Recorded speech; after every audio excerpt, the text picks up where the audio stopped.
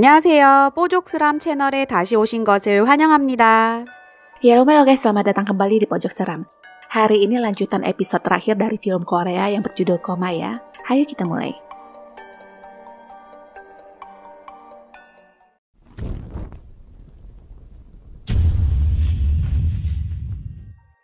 Di rekaman video Sohee sebelumnya, dia berkata dia merasa ada di terowongan gelap dan tidak bisa melihat apapun. Tiba-tiba ada cahaya putih di ujung terowongan dan di sana ada tempat yang sangat indah yang tidak pernah terbayangkan sebelumnya. Setelah itu ada seseorang memanggil namanya dan suara itu sangat familiar.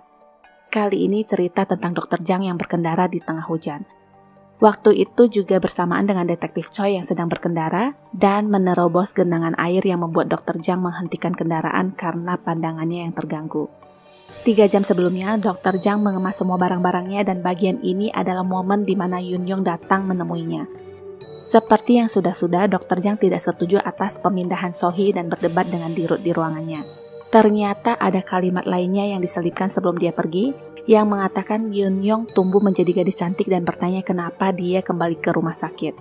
Apakah ingin menemukan adiknya? Lalu dokter pun berjalan pergi.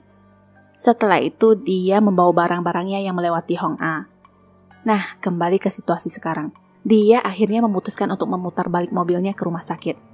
1 tahun yang lalu, ceritanya dia masih merawat Sohee yang mengatakan dia suka dengan lagu sedih, di mana memang Sohee selalu merasa sedih. Tapi setelah kecelakaan, lagu sedih itu terdengar berbeda di telinganya. Sohee lalu memberikan CD itu kepada Dr. Jang.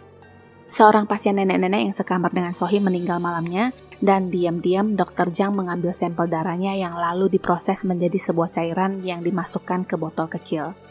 Kematian nenek itu membuat Sohee berpikir mungkin nenek sudah ke tempat yang pernah dilihatnya dalam mimpinya.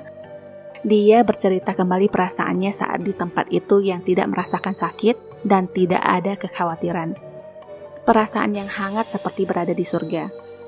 Dokter menanyainya apakah dia ingin pergi ke tempat itu kembali. Saat itulah dokter melakukan malpraktek kepadanya dengan harapan Sohee bisa menemukan surga dengan menciptakan ilusi di otaknya tanpa harus mengalami kematian. Tapi semuanya itu gagal. Sohee tidak lagi sadar dan sejak itulah dia menjadi koma. Hal ini dipertanyakan oleh Dirut karena seharusnya Sohee sudah bisa pulang ke rumah, tapi kenapa menjadi begini? Dia juga menanyakan rumor di kalangan suster yang katanya pernah melihat Dr. Jang yang membawa Sohee di tengah malam buta ke sebuah tempat. Ada lagi yang katanya Dr. Jang menguras darah dari mayat. Dirut benar-benar ingin tahu apa yang dokter gila ini rencanakan. Dengan santainya dia menjawab, sudah memberikan hadiah esensi itu kepada Dirut yang dipakai setiap malam, tanpa dia tahu apa itu sebelumnya. Penelitian itu sebenarnya sudah dilakukan diam-diam yang mungkin sudah dari 15 tahun yang lalu. Dirut menganggap ini gila, tapi dia juga tidak bisa berbuat apa-apa di mana mereka saling memegang kartu masing-masing. Bagaimanapun Dirut terlibat pembunuhan terhadap Hye-young yang walaupun saat itu dia sedang dalam pengaruh alkohol. Kembali lagi ke momen sekarang di mana dokter yang akan melalui sebuah terowongan gelap. Ada sebuah tangan yang menutup matanya yang membuat dia menginjak rem mendadak. Dia melihat ke belakang yang ternyata tidak ada apa-apa. Dari suara GPS yang dari tadi mengarahkan jalan, terdengar ada suara anak kecil yang menirukan suara itu juga tawa riangnya. Karena terganggu dengan suara-suara itu, dia hampir menabrak Yoon Young yang berlari keluar dan membanting setir. 10 tahun yang lalu ada cerita di mana Dr. Jang melakukan operasi dengan menyalakan lagu dengan tujuan membuat pasiennya merasa santai. Ada tetesan darah yang mengenai kening pasien dan pasien itu berteriak ketakutan melihat rambut hantu yang menjuntai dari atas. Suster mencoba menenangkannya dan ternyata dia juga ketakutan setelah melihat ke atas. Karena kejadian itu, seorang paranormal dihadirkan untuk mengusir roh jahat. Dr. Jang masuk dan menanyakan apa yang sedang mereka lakukan. Paranormal sendiri tiba-tiba kesurupan dan ingin menyerang Dr. Jang sambil berkata, "Jangan pikir kau bisa membunuhku untuk kedua kalinya." Dr. Jang menahannya dan berkata dia tidak percaya dengan adanya hantu, juga menyuruh paranormal itu untuk mengambil uangnya dan segera kembali ke rumah. Setelah itu, si dukun malah menyemburkan darah dan pingsan. Dr. Jang sendiri pergi meninggalkan tempat itu dan sejak itulah tempat tersebut ditempel dengan kertas jimat dan disegel. Kembali lagi di malam kecelakaan, Dr. Jang sadar dari pingsannya dan masuk kembali ke rumah sakit. Di sana dia menemukan mayat detektif Choi yang terjepit lift, juga Yunyong yang terkapar tak sadarkan diri. Merasa Yunyong masih hidup, dia membawanya dan bertemu dengan kakek Choi yang mendorong bak sampahnya. Lebih gilanya lagi, di dalam bak sampah itu ada kepala orang dan kakek Choi seakan biasa saja. Diceritakan sebelumnya, tepatnya 10 tahun yang lalu, di mana kakek membawakan baju ganti untuk dokter dan disuruh menguburkan sesuatu yang mereka sebut sisa-sisa bagian operasi. Dia melakukannya tanpa curiga. Saat dia membuang bungkusan ke bawah, kain itu tidak sengaja nyangkut dan robek sedikit. Kakek lalu turun untuk memeriksa dan ternyata itu adalah Hae-young. Anak itu membuka mata secara tidak normal dan meminta kakek untuk menolongnya, tapi tangannya mencekik ke leher kakek. Ada satu gambaran di mana sekilas badan mereka terdiam di liang lahat yang mungkin sudah sama-sama meninggal. Tapi lanjut ke adegan di mana terdengar mereka berjalan bersama dan ngobrol. Hae-young bertanya apakah dia akan sembuh, dan kakek menjawab Hae-young akan sembuh setelah operasi lalu membawanya ke kamar. Kakek juga berjanji akan menemaninya sampai hari operasi tiba. Hal tersebut lalu diketahui Dr. Jang dan mencoba menyadarkannya bahwa anak itu sudah meninggal. Tapi anehnya kakek terus berkata Hae-young merasa sakit dan terus menangis. Dr. Jang kesal dan mengatakan dia yang akan menguburkannya sendiri. Kakek yang melihat dia dari balik pohon juga ditemani oleh roh Hae-young. Setelah itu kakek berkata jangan khawatir karena dia akan terus merawat Hae-young sambil melihat ke atas. Kembali ke momen sekarang, Dr. Jang yang sedang sibuk ngelap wajahnya merasa ada yang barusan lewat di belakangnya. Di luar, kakek Choi terlihat mendorong ranjang yang meneteskan darah kemana-mana. Dr. Jang sendiri membawa Yunyong dengan bunker. Sewaktu dia memeriksa keluar lorong rumah sakit yang lampunya tiba-tiba padam, lift tertutup sendiri dan tidak bisa dibuka kembali.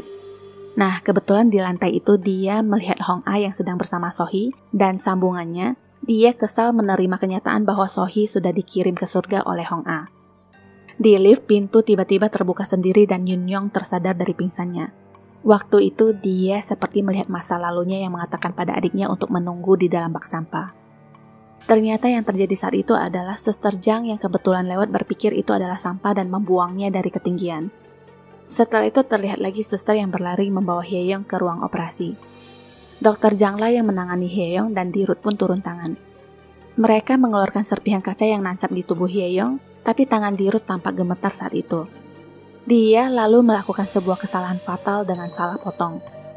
Suster yang ketakutan berlari pergi dan Hae-young akhirnya meninggal. Karena mempertimbangkan kelangsungan rumah sakit dan ego masing-masing, Dr. Jang berkata mereka harus menutupi ini semua dan anggap hal ini tidak pernah ada. Ternyata Hae-young belum sepenuhnya meninggal dan jatuh ke bawah.